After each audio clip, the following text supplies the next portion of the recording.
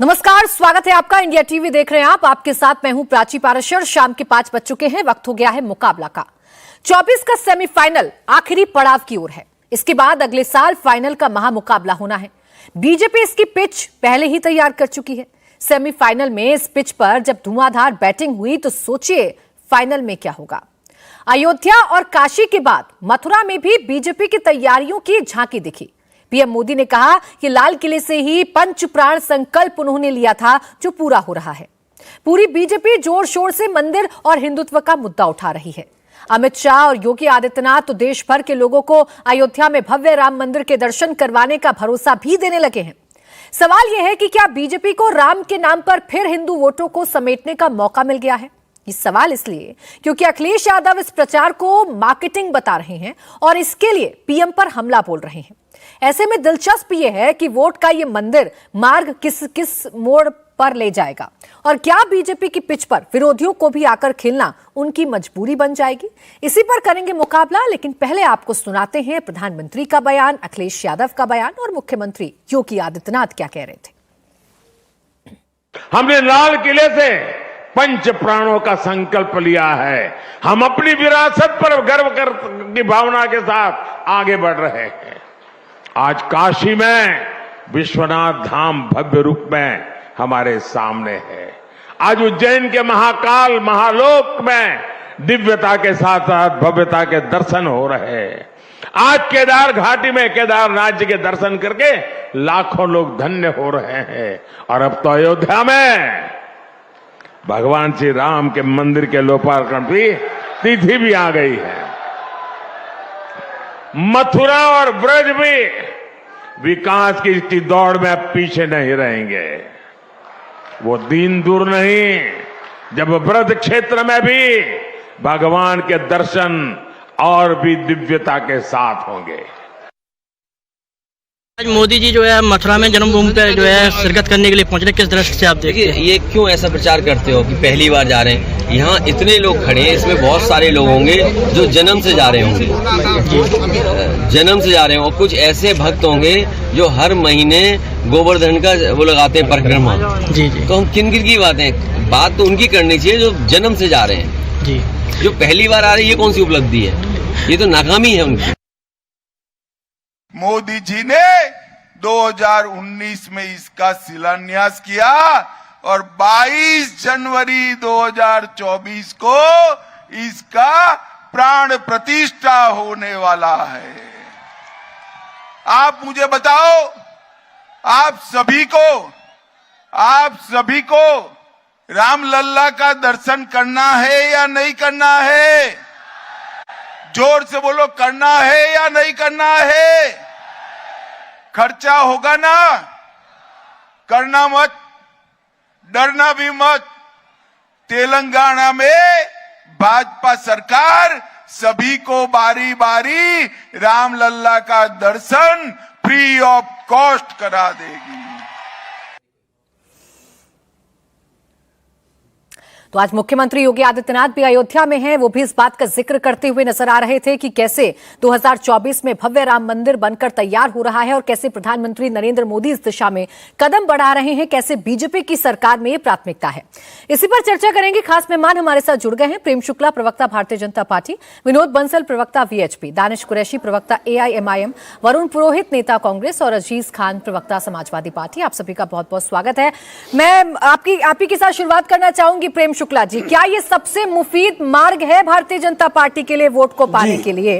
विपक्ष ये कह रहा है कि कब तक मंदिर का राग अलापिएगा हिंदू वोट लेने के लिए?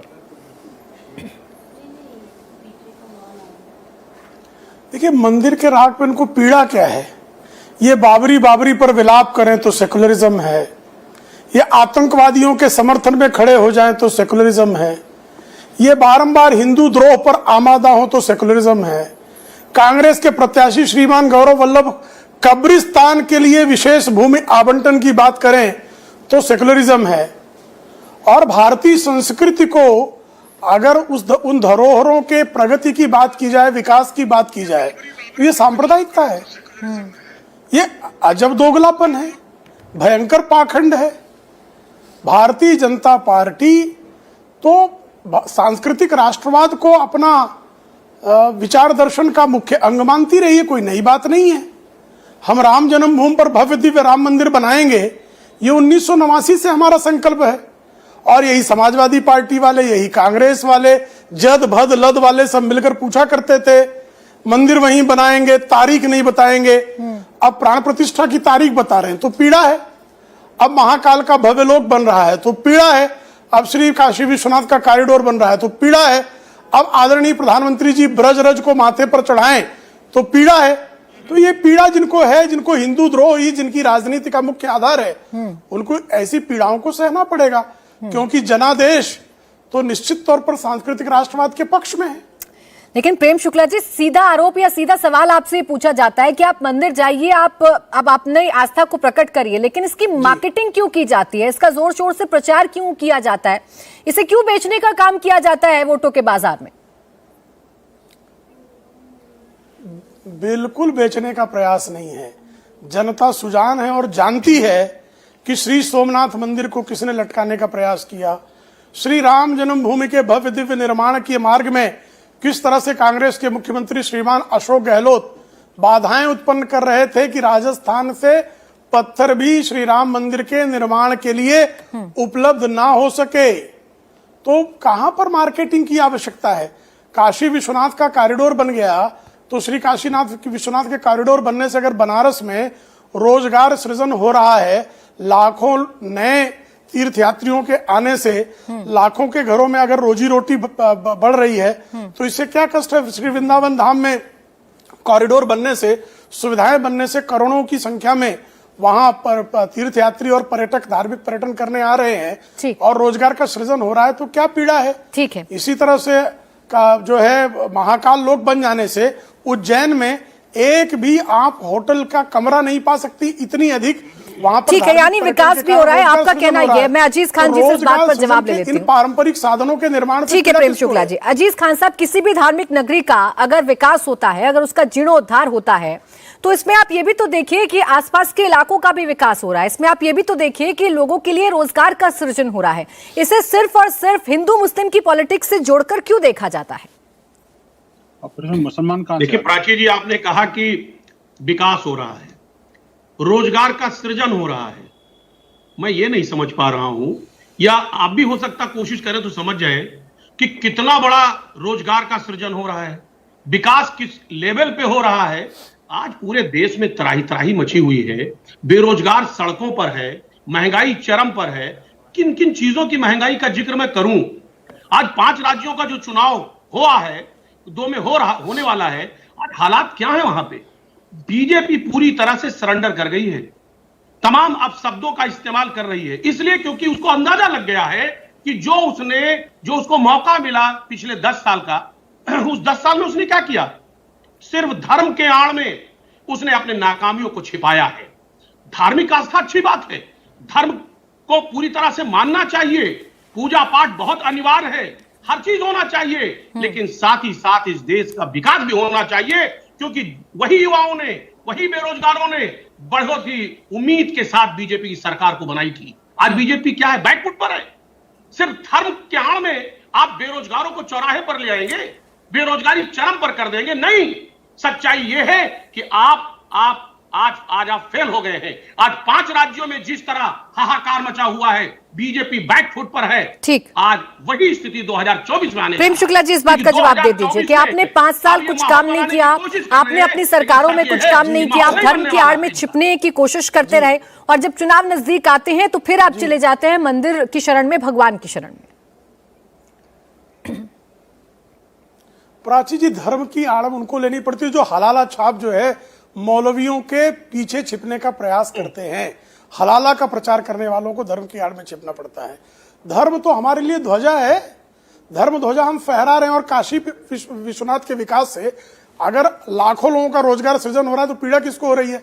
और रोजगार कह रहे हैं, बेरोजगारी बड़ी। 1.5 करोड़ लोगों को अगर ईपीएफओ में रजिस्टर होते नहीं, 1.5 करोड़ लोगों को वर्ष 2022-23 में अगर रोजगार का संगठित क्षेत्र में अगर रोजगार सृजन होता है, तो ये किस बात का प्रमाण है कि रोजगार बढ़ा है। अकेले प्रधानमंत्री आदरणीय नरेंद्र मोदी हैं जिन्होंने अपना 5वें वर्ष के कार्यकाल में 2019 में संसद में खड़े होकर किस सेक्टर में कितना रोजगार का सृजन हुआ इसका हिसाब दिया था।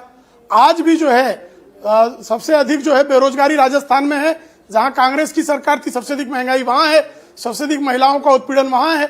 और उसके बाद जो है श्रीमान अजीज खान कह रहे हैं कि रोजगार का सृजन, सड़क का निर्माण सबसे अधिक तेज गति से होने से जो है रोजगार का निर्माण होता है कि नहीं होता है।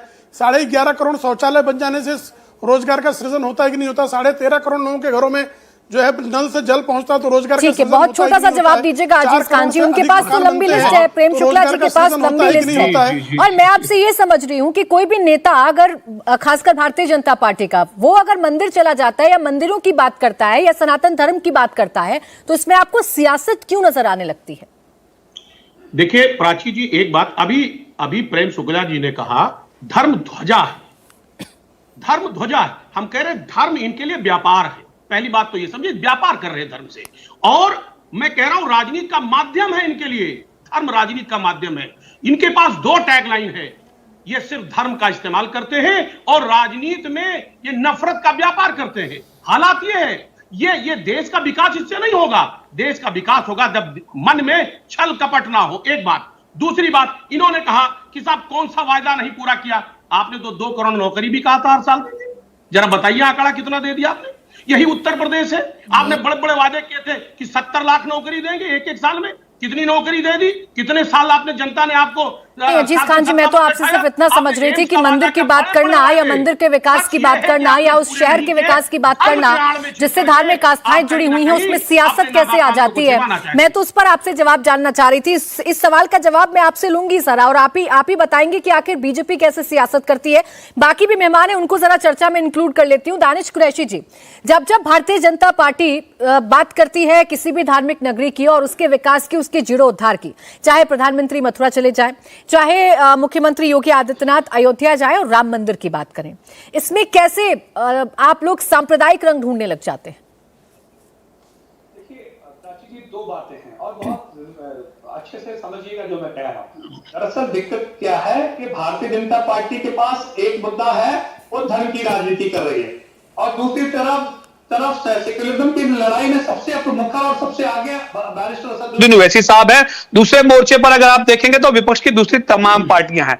दिक्कत क्या है कि ये जितनी पार्टियां हैं, इन पार्टियों को परेशानी चुनाव के वक्त इसलिए आती है क्योंकि 12 महीने वो भी यही काम करते रहते हैं। फिर विरोध जब करते हैं भारतीय जनता पार्टी का कि भाई आप रोजगार नहीं दे रहे, आप ये नहीं दे रहे, ओवैसी साहब के साथ पैरेलल बताइए कितने लोगों ने ताल से ताल मिलाया भारतीय जनता पार्टी के सामने मोर्चा खोलने में? एक भी नहीं। लेकिन दिक्कत क्या है, जब भारतीय जनता पार्टी लीड लेकर सांप्रदायिकता के नाम पर आगे बढ़ती है तब ये सब पानी में बैठ जाते हैं। सबसे बड़ी परेशानी इनकी ये है।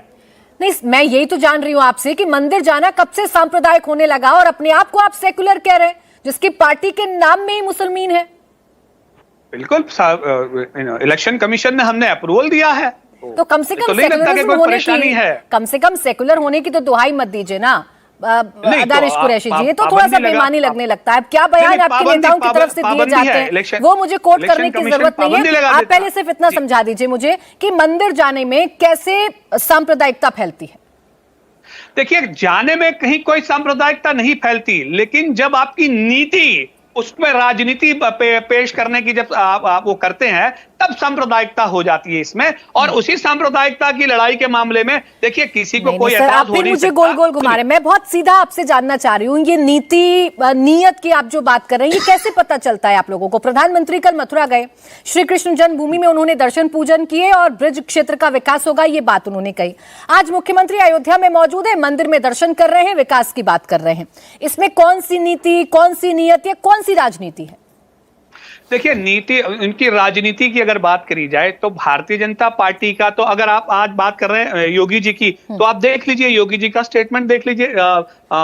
इसमें जो मस्जिद का जो मैटर चल रहा है उसमें ज्ञान व्यापी में वो मैटर सब जुड़े से है, और बाहर निकल के वो मीडिया में आप ही की तरह के मीडिया के माध्यम से जाकर वो इंटरवीन करते हैं उसको, तो ये इन्फ्लुएंस नहीं है उनका। तो ये जो उस कनेक्टिविटी को जब ये दौड़ते हैं ना तब जाके दिक्कत होती है, बाकी तो रोज आदमी जाता ही है। मुझे ये बताइए क्या योगी जी रोज पूजा अर्चना नहीं कर रहे, घर बैठते होंगे? करते हैं दानिश स्पेशली आज बैठे कुरैशी थे? जी, ऐसा लेकिन तो है धार्मिक नहीं। नगरी में जब भी जाते हैं इसमें सांप्रदायिक रंग आपको क्यों नजर आने लगता है, ये आप समझा नहीं पाए। सर मैं 2 मिनट तक आपके पास थी, लेकिन ये आप अपना पॉइंट प्रूफ नहीं कर पाए कि आखिर इसमें धार्मिक, इसमें सांप्रदायिक रंग आपको कैसे नजर आया। अब विनोद बंसल जी, ये सीधा कहना है दानिश कुरैशी जी, चाहे अजीज खान जी हो, चाहे कांग्रेस के नेता हो, कि आप लोग कोशिश करते हैं हिंदू वोट को इंटैक्ट करने की, और इसीलिए मंदिर को एक मुद्दा बना रखा है, धार्मिक नगरियों को एक मुद्दा बना रखा है, और इसकी भरपूर ब्रांडिंग की जाती है। देखिए, भारत धर्मपरायण देश है। धर्म इसके कण कण में है, रग रग में है, और धर्म के बिना इसका जीवन मृत्यु के समान है बेसिकली। आप देखिए प्राची जी, ये समझ में नहीं आ रहा कि ये लोग सेकुलरिज्म जो ढकोसला ओढ़े बैठे हैं, उनको सबसे बड़ी चिढ़ तो यही है कि आपके टीवी चैनल पर बार बार ये भगवा वस्त्रधारी ये जो सीएम है वो क्यों दिखाया जा रहा है। आखिरकार बार बार ये मंदिर क्यों जा रहा है। आखिरकार अभी तक जो पिछले 70 सालों में देश का कोई प्रधानमंत्री न जन्मभूमि पर गया, न भगवान राम की जन्मभूमि पर गया, न भगवान कृष्ण की जन्मभूमि पर गया, न काशी विश्वनाथ गया, तो वो आखिरकार अब क्यों बार बार जा रहे हैं भाई। ये बड़ी इनके लिए बड़ा आश्चर्य का विषय है। और वास्तविकता ये है कि ये जो ना भारत को हिंदू द्रोही एक केंद्र बना दिया गया। भारत को जो है ये जो हिंदुओं को अपमानित करना, हिंदुओं को 2 दर्जे का नागरिक बना के रखना, यही भारत की सेकुलर राजनीति का एक तमगा बन गया था। अब भारत जो है सांस्कृतिक राष्ट्रवाद की तरफ बढ़ रहा है। भारत ने सांस्कृतिक अभ्युदय करके सांस्कृतिक स्वाधीनता की तरफ बढ़ रहा है। तो इसलिए जो पराधीन जो मानसिकता के जो लोग हैं उनको चिढ़ाना स्वाभाविक है। प्राची, मैं समझ सकता हूँ इनके दुख को, समझ सकता हूँ उनकी पीड़ा को। जिन्होंने राम को सीधे सीधे सिरे से नकार दिया, सुप्रीम कोर्ट में जाकर हलफनामा दे दिया, जो लोग आतंकवादियों के साथ रात को 3-3 बजे तक खड़े रहे, जो लोग अफजल तेरे कातिल जिंदा हैं, अभी भी जो हम शर्मिंदा हैं, इस तरह के नारे लगाने वालों के लोग साथ खड़े रहे, टुकड़े गैंग का साथ देने वाले थे, तो आखिरकार चिढ़ तो होगी ना। आखिर कोई राम मंदिर जाएगा, भगवान कृष्ण की जन्मभूमि के लिए बात करेगा, अगर कोई काशी विश्वनाथ जाएगा, अगर कोई वहां पे अपने जीर्णोद्धार करेगा मंदिरों का और भव्य सांस्कृतिक केंद्रों का, तो निश्चित रूप से इनको पीड़ा होगी। ठीक है वरुण पुरोहित जी, ये पीड़ा क्यों है? जिस शब्द का इस्तेमाल विनोद बंसल जी कर रहे हैं कि कोई भी प्रधानमंत्री अगर पहली बार श्री कृष्ण जन्मभूमि जा रहा है, तो सोचने वाली बात तो ये है कि इससे पहले के प्रधानमंत्री क्यों नहीं गए। इस बात पर सियासत से इसे जोड़ देना और इस बात पर मुखरता के साथ इसका विरोध करना, या ये कह देना कि ये तो सिर्फ वोट बटोरने की कोशिश है, ये क्या जायज है? प्राची जी, आपको सादर वंदन। हमारे को ना तो कोई कीड़ा है, आस्था के नाम पर वोट लेने का कीड़ा है, वरना आज की जो लेकिन राम को नहीं मानते। अब ये लोग बीच में बोले क्रीड़ा करने लगे, राजनीतिक क्रीड़ा आ गई बीच में। नहीं, क्रीड़ा तो आप करते हैं भाई। देखिए, हम क्रीड़ा तो करते हैं, लेकिन राम में क्रीड़ा करते हैं, हम कृष्ण में क्रीड़ा करते हैं, हम कीड़ा नहीं पालते किसी तरह का। क्या आपके बीच में इस प्रकार की नहीं, जरूरत नहीं है ना, हमें कोई पूछ के नहीं बोलना हमें। अच्छा रुक जाइए आप रुक जाइए विनोद बंसल जी, एक मिनट पहले उनको अपनी बात रखने दीजिए। बोलिए वरुण जी। जब हमारे अंदर कीड़ा देखेंगे तो वो कीड़ा तो निकालना पड़ेगा ना इनका भाई। मैं बीच में नहीं बोलता, लेकिन ये बीच में बोलेंगे तो मुझे बोलना पड़ेगा। अच्छा चलिए ठीक है, वरुण जी बोलिए। राजनीतिक क्रीड़ाएं करेंगे यहाँ बैठ के। आप देखिए, यथार्थ का और कपोल कल्पित आत्ममुग्धा का युद्ध हो रहा है। ये इन्फ्लुएंस की बात करते, चुनाव के टाइम में क्यों इनका सांस्कृतिक राष्ट्रवाद याद आता है इनको। आप 25 के बाद कर लेते, पोलिंग के बाद कर लेते, उसी समय आता है। यही तो राम मंदिर के बारे में कहा था उन्होंने, 2019 से पहले सुनवाई क्यों हो रही है भाई? सुप्रीम कोर्ट में आपका ही नेता थे ना जो गए थे। अभी सुनवाई मत करो, अभी राम मंदिर बनता भी नहीं भाई साहब।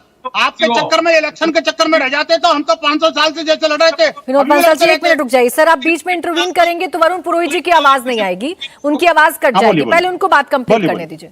बोलिए वरुण जी।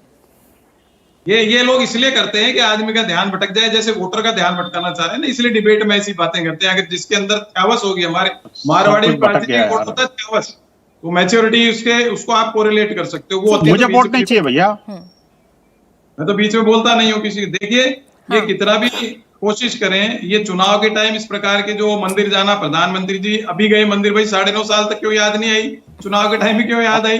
कोई भी जी हर बात को अगर चुनावों से जोड़ेंगे, अब अगर काशी विश्वनाथ का कॉरिडोर बन गया, क्या तब भी चुनाव थे?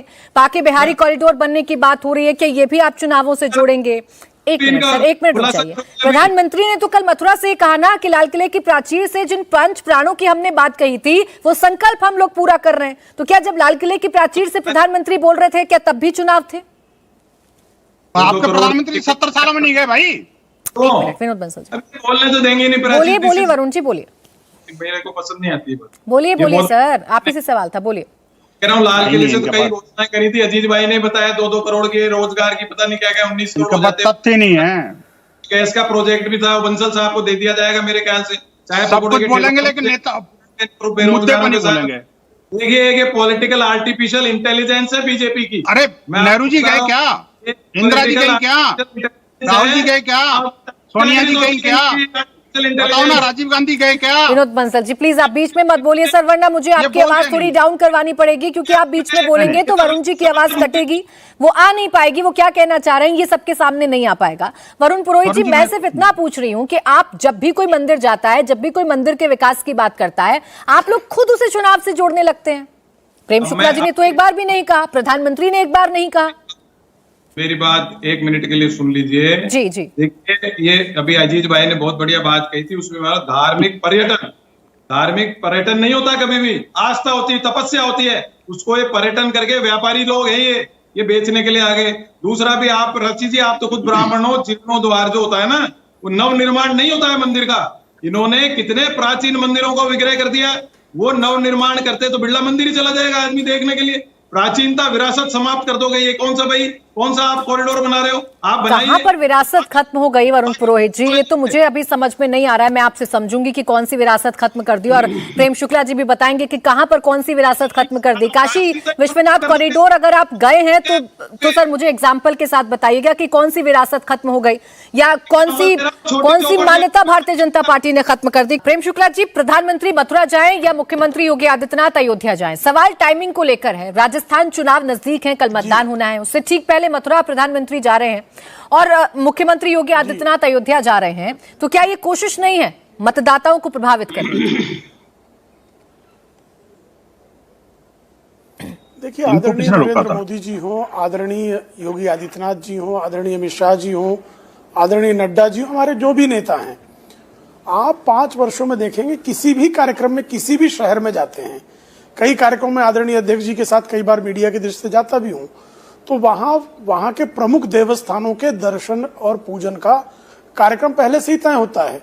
ये कभी चुनाव की दृष्टि से नहीं होता।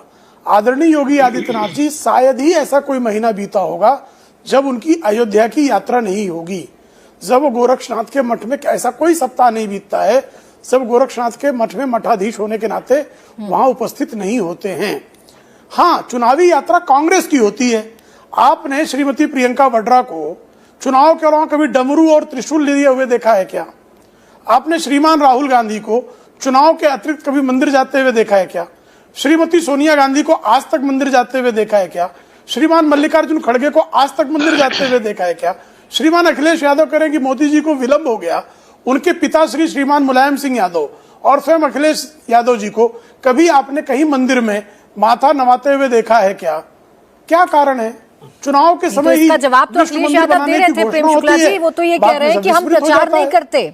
जो लोग बचपन से मंदिर जा रहे हैं, आप उनकी बात करिए, जो पहली बार मंदिर गए तो उनकी नाकामी है। कब गए ये तो बता दें।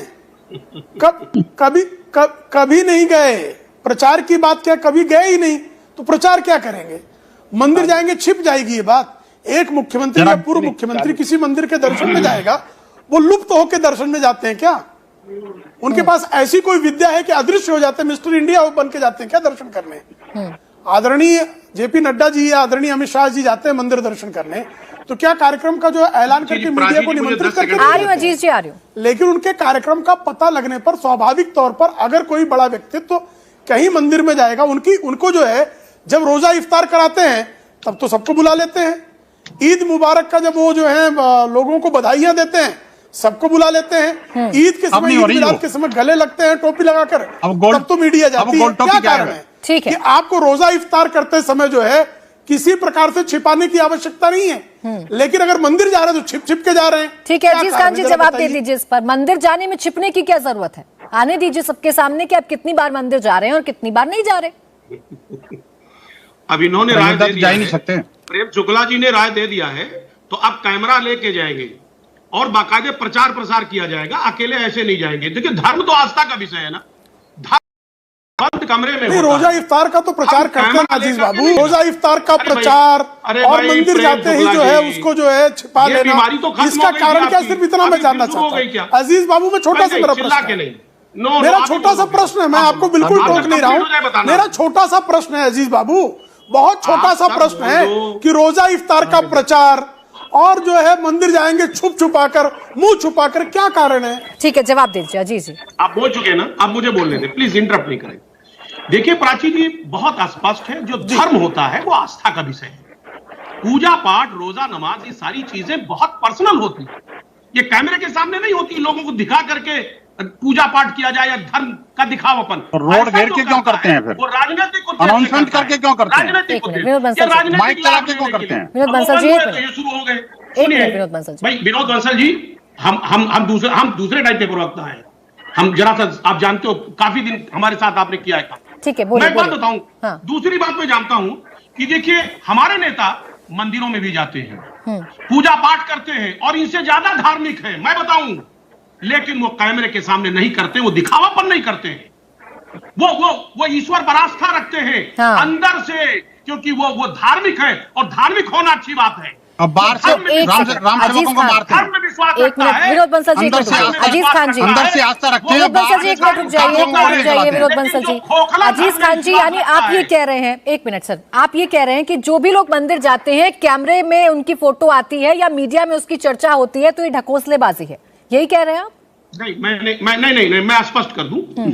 हम स्पष्ट ये करना चाहते हैं कि जब चुनाव नजदीक आया, राजनीतिक उद्देश्य से आप ये जो पर्यटन नहीं, कर अभी रहे फोर हैं, बट लगाकर जो सफर अगर आप कर रहे हैं, फोटो वो नहीं और होना आप चाहिए। मीडिया में चर्चा को लेकर राजनीतिक बात करने लग जाएंगे तो नहीं 2024 चलेगा ना। का चुनाव आया, बड़ा सुनिए ना, सिंपल सा प्लीज, सवाल है, स्पष्ट कर दीजिए। मंदिर जाने को बात अगर आप करने दीजिए। छिपाएंगे तो रोजा इफ्तार पार्टी में जो फोटोज आते हैं उनको भी फिल्म बताने दीजिए, अरे भाई, वो भी तो धर्म का विषय है, आपकी आस्था का पूरी विषय बात है।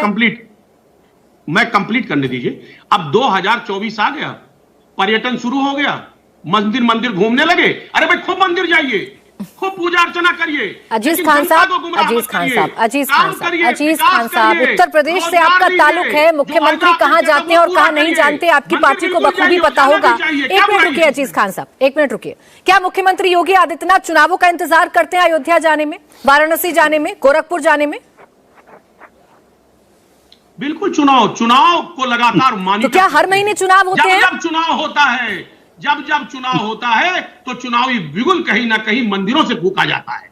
ये सब जनता के भावनाओं की अजीज खान जी, है। देखिए बात ये है कि मैं आपसे अपने सवाल का जवाब जानना चाह रही हूँ और आप गोल गोल जलेबी छानने की कोशिश कर रहे हैं। मैं आपसे ये जानना चाह रही हूँ, मुख्यमंत्री योगी आदित्यनाथ तो तकरीबन हर महीने अयोध्या जाते हैं, काशी विश्वनाथ जाते हैं, तो क्या हर महीने चुनाव होते हैं?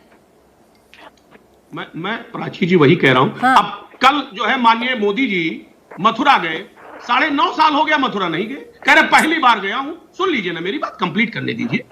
आप देख रहे हैं 5 राज्यों में चुनाव हो रहा है, राजस्थान बगल में चुनाव था, साहब पहुंच गए। अब इधर 2024 का चुनाव आ रहा है, साहब तमाम तरीके के प्राण प्रतिष्ठा और तमाम तरीके की बातों में कहीं ना कहीं भागीदारी तय कर रहे हैं। मैं अजीज खान जी आपको सुनना चाह रही हूँ, लेकिन दिक्कत ये हो रही है कि मैं आपसे बात अगर मुख्यमंत्री योगी आदित्यनाथ की करती हूँ तो आप झट से प्रधानमंत्री पर चले जाते हैं, प्रधानमंत्री की बात करती हूँ तो झट से आप यूपी पर आ जाते हैं। मुझे सिर्फ इतना बता दीजिए, फोटो अप कराना अगर गलत है तो रोजा इफ्तार पार्टी में क्यों फोटो अप होता है? वो भी तो धर्म का विषय है, वो भी तो आपका निजी, आपका पर्सनल आस्था है ना, तो आप छिपाइए ना, क्यों जाते हैं, क्यों फोटो आते हैं उसके, मत आने दीजिए। देखिए प्राची जी, नहीं, मैं वही कह रहा हूं, मेरी बात सुन ले। रोजा इफ्तार जो होता है वो धार्मिक पर्यटन नहीं है, वो चुनाव के लिए नहीं होता है, चुनावी लाभ लेने के लिए नहीं है। वो बात समझिए, वो भी धार्मिक आस्था, वो भी अहम है। पूजा तो ये कैसे तय होगा अजीज खान साहब कि रोजा इफ्तार पार्टी में जाना पॉलिटिकल नहीं है लेकिन मंदिर में जाना पॉलिटिकल है? अजीब बात करते हैं आप, अजीब बात करते हैं सर, कि रोजा इफ्तार पार्टी में जाना पॉलिटिकल नहीं है लेकिन मंदिर में जाना पॉलिटिकल है, कैसे? हमारी बात तो थोड़ा समझने की कोशिश करिए। 2024 का चुनाव आ रहा है, इनकी बात तो आसान नहीं है समझना। धार्मिक पर्यटन शुरू हो गया, आपने और बड़े वायदे किए थे, बड़े वायदे, वो सारे वादे धरे रह गए। आप धार्मिक आड़ में अच्छा जवाब दे दीजिए, प्रेम शुक्ला जी एक छोटा सा जवाब दे दीजिए इस बात पर, जो वो समझाने की कोशिश कर रहे हैं। रोजा इफ्तार पार्टी पॉलिटिकल नहीं होती, मंदिर पॉलिटिकल होता है। रुक जाइए अजीज एक मिनट। प्राची जी कृपा करके समझिए। अब अजीज बाबू हो गई आपकी बात, सुन लीजिए। रोजा इफ्तार उल्टा रोजेदार को, जो गैर रोजेदार है, जिसने रोजा नहीं रखा है, उसको इफ्तार तो बिल्कुल नहीं करना चाहिए, मजहब तो ये बताता है। लेकिन बिना रोजा रखे, अखिलेश यादव रोजा रखते हैं क्या? बिना रोजा रखे रोजा इफ्तार करेंगे? जो रोजेदार नहीं उसका इफ्तार करने का कोई औचित्य नहीं है, वहां आप इफ्तार में जाएंगे। और छोड़ दीजिए, हज यात्री हज करने जाते हैं, वो तो धार्मिक है ना, उन हज यात्रियों के लिए बैनर लगाने का काम समाजवादी पार्टी करती है कि नहीं करती है? उन हज यात्रियों के लिए हज हाउस बनाने का काम आपने किया कि नहीं किया? क्यों करने की आवश्यकता पड़ी? तो आप हज जो है वो धार्मिक नहीं है, रोजा इफ्तार धार्मिक नहीं है, लेकिन मंदिर धार्मिक है, मंदिर का जीर्णोद्धार धार्मिक है। इसी को मैं कहता हूं पाखंड है, दोगलापन है, दोहरे मानदंड है। इस देश में इस्लामी मान्यताओं को, ईसाइयत की मान्यता को, अन्य धर्मों की मान्यता को मान्यता मान लिया गया, और जो सनातन की मान्यताएं हैं उनको कोसा जाए, उनको न माना जाए। ठीक है, ये इन्होंने एक विकृत सेकुलरिज्म जो बहुत छोटा जवाब दीजिएगा अजीज खान जी, मेरे बाकी मेहमान भी इंतजार कर रहे हैं, वरना मैं उसी रह जाऊंगी इसी में। जिस तरह से तोड़ा गया है पिछले 9 वर्षों में, उसके कारण ये पीड़ित है। देखिए इन्होंने कहा क्यों जाते हैं माननीय अखिलेश जी, धार्मिक सद्भावना सुना है, धार्मिक सद्भावना, वो धार्मिक सद्भावना के तहत जाते हैं। आप लोग धार्मिक सद्भावना कहते हैं कि करते नहीं है। अरे मंदिर चले गए, दुर्भावना हो गई। वाह वाह वाह वाह, ये आपकी विकृत सांप्रदायिकता है अजीज बाबू। वहाँ किसी खास कौम को आप कैटेगराइज कर देंगे क्या? सिर्फ जो है मुसलमानों का साथ साथ है, बाकी सबका जो विरोध किया जाए। विकास नहीं है। एक बात ये है चेहरा, कितना दोगलापन है जी आप में भरा हुआ। स्पष्ट करिए, सुनिए मेरी बात। अरे प्रेम जी सुनिए, वो आपका बुरका फट गया, हम धार्मिक आपके सेकुलरिज्म का बुरका टर टर टर टर फट गया। करने वाले लोग हैं, आपस में भाईचारा बढ़ाने वाले लोग हैं, हम एक दूसरे से प्यार करने वाले लोग। जिहाद, आतंकवादियों के तलवे चाटने वाले हमको जिहाद पर भी शिक्षा देंगे। मुल्क में पूजा भी हो, अजान भी हो। अच्छा चलिए एक एक करके बात करते हैं। देखिए अजीज खान साहब, ये दोहरा मापदंड मापने की आपके पास कोई मशीन है तो जरूर बताइएगा कि पीएम अगर मंदिर जाते हैं तो वो कैसे पॉलिटिकल टूर हो जाता है, और अखिलेश यादव अगर रोजा इफ्तार पार्टी में जाते हैं तो वो कैसे सामाजिक सद्भाव हो जाता है। इस मशीन के बारे में जरूर बताइएगा। दानिश कुरैशी जी, दोनों ही पार्टियों की आप बात सुन रहे हैं, दोनों ही सामाजिक सद्भाव की बात कर रहे हैं। अगर रोजा इफ्तार पार्टी में जाना पॉलिटिकल नहीं है तो मंदिर में जाना कैसे पॉलिटिकल है? देखिए, सबसे पहले तो मैं एक बात कह दूं कि हम तो मुखालिफत करते हैं ऐसे किसी भी इफ्तार की जो सियासी इफ्तार थे, जिन्होंने आज तक मुसलमानों को इफ्तार में खजूर के अलावा और कुछ भी नहीं मिला। पूरे साल में 2 चीजें आती थी, एक बार रमजान में आके खजूर दे बांट जाते थे, एक तरफ कांग्रेस के लोग और दूसरी तरफ ये समाजवादी पार्टी के लोग, और एक बार बरस में एक बार अजमेर में चादर भेज देते हैं। इसके अलावा मुझे ये बता दीजिए कि जब समाजवादी पार्टी की सत्ता थी उत्तर प्रदेश की बात की जाए तो देखिए, बीच में इंटरप्ट मत करिए, बंसल साहब बहुत परेशान करते हैं बीच में। नहीं मैं तो परेशान नहीं, मैं तो कह रहा हूं मुसलमान पार्टी का ही बोल दो ना।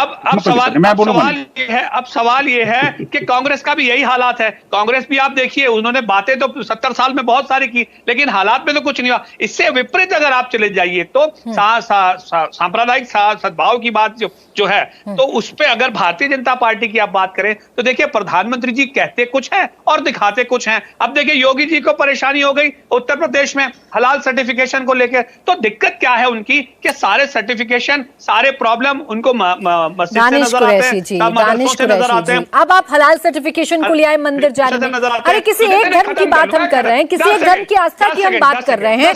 कोई अपनी धार्मिक आस्था को प्रकट कर रहा है तो इसे दूसरे समुदाय को क्या दिक्कत हो सकती है? जाने दीजिए ना मंदिर, और उस मंदिर के मुद्दे को आप बाकी मुद्दों से कैसे जोड़ देते हैं? जब देश में अराजकता फैलाने का काम अगर भारतीय जनता पार्टी करती है, बाबरी मस्जिद को तोड़ने के लिए आंदोलन चलाती है, तो क्या ये कहां है? बाबरी मस्जिद की बात कर रहे हो? बाबर चला गया, बाबरी चली गई, मानसिकता को बदलो। चलाया आंदोलन भारतीय जनता पार्टी। अरे बाबर चला गया, बाबरी मस्जिद चली गई, बाबरवादी सोच को विदा करना पड़ेगा भाई। अब मुसलमान पार्टी के प्रवक्ता है, मानते हैं, लेकिन कम से कम ये मुसलमान पार्टी को अब बाबरवादी सोच से बाहर निकलना पड़ेगा। देखिए, बाबर चला गया, बाबरी चली गई, बाबरवादी मानसिकता भी जाएगी, लेकिन धीरे धीरे जाएगी। वो जब आप छोड़ दीजिए, मैं मानता हूँ आप मुसलमान पार्टी के प्रवक्ता हैं, लेकिन बाबरवादी सोच को छोड़िए भाई। अगर आप राजनीतिक पार्टी हैं, एक तरफ आप सेकुलरिज्म की बात करते हैं, दूसरी तरफ कम्युनल फैलाते हैं। राम की बात करना कम्युनल है और रोजा इफ्तार करना सेकुलर। जब नेता राम सेवकों को गोली चलाते हैं तब आप तालियां बजाते हो। आपके नेता कहते हैं कि 15 मिनट के लिए पुलिस उठा दो, साइलेंट हो जाते हैं। मुझे ये अच्छा, उनका सवाल दानिश कुरैशी जी का सवाल विनोद बंसल जी प्रेम शुक्ला जी से था। आपको चिढ़ क्यों हो रही है? उनका प्रेम शुक्ला जी से सवाल था, मैं उस सवाल का जवाब उनसे दिलवा देती हूँ। लेकिन दानिश कुरैशी जी, अब भी ये क्लियर नहीं हो पाया पॉइंट कि मंदिर में जाना कैसे सांप्रदायिक हो जाता है। ये मैंने आज तक नहीं सुना सर, आज तक नहीं सुना। कोई अपने धर्म को प्रकट करने के लिए, अपनी आस्था को प्रकट करने के लिए मंदिर मस्जिद चर्च जाता है। चर्च जाना, मस्जिद जाना ठीक है, मंदिर जाना सांप्रदायिक है। कैसे, क्या होता है मंदिर में ऐसा? देखिए, गलत, मैं ये नहीं कह रहा हूं कि ठीक है, बात ये है कि उसके मार्केटिंग करने की, जो आपसे कोई पैनलिस्ट जो कह रहे थे कि जब आप मार्केटिंग करने की बात करते हैं ना, मुझे ये बताइए ओवैसी साहब नमाज पढ़ते हैं, कभी आपने देखा? कभी मस्जिद में जाके उन्होंने फोटो खिंचवाई? आपके यहाँ से किसी को बुलवाया क्या आप आइए चलिए हम फोटो खिंचवाते? ठीक है, आप प्रेम शुक्ला जी जवाब दीजिए। दिक्कत मार्केटिंग को लेकर है, आप लोग मार्केटिंग करते हैं जी। कोई मार्केटिंग की आवश्यकता नहीं, जो धर्म प्राण है वो दिखाई देता है। ओवैसी जी अगर वो जो रजाकारों की परंपरा का निर्वाह करते हैं तो हर कोई जानता है कि किस तरह से रजाकारों ने हिंदू महिलाओं पर बलात्कार किया, किस तरह से हिंदुओं का उत्पीड़न, और उनके छोटे भाई किस तरह से भाग्य लक्ष्मी को गालियां देते हैं। और जैसे ही किसी ने अभी मुखबिर बात करने लगे रजाकारों के, वो चिल्लाने लगा ये रजाकार की औलाद जो है, रजाकारों का नाम सुनते बौखला क्यों जाते हैं, ये बाबर की औलाद है, इतनी चीखने क्यों लगती है, ये गोरी की औलाद है क्यों चीखने? अरे अंग्रेजों के तलवे जो है ओवैसी के पूर्वज चाटते थे, अंग्रेजों के तलवे चाटने का काम ओवैसी के पूर्वजों ने किया, सलाउद्दीन के पूर्वजों ने किया, असदुद्दीन के पूर्वजों ने किया, अकबरुद्दीन के पूर्वजों ने किया। अंग्रेजों को जो है तलवे चाट कर ही ओवैसी जो है अमीर आदमी बने, हर कोई जानता है। मंदिर पर जाना कैसे सांप्रदायिक सौहार्द को बिगाड़ देता है, और मंदिर जाना कैसे सियासी हो जाता है। ठीक है, प्रेम शुक्ला जी, मेरे पास वक्त सिर्फ इतना ही था। बहुत शुक्रिया आप सभी का हमारे साथ इस चर्चा में जुड़ने के लिए, बहुत बहुत शुक्रिया।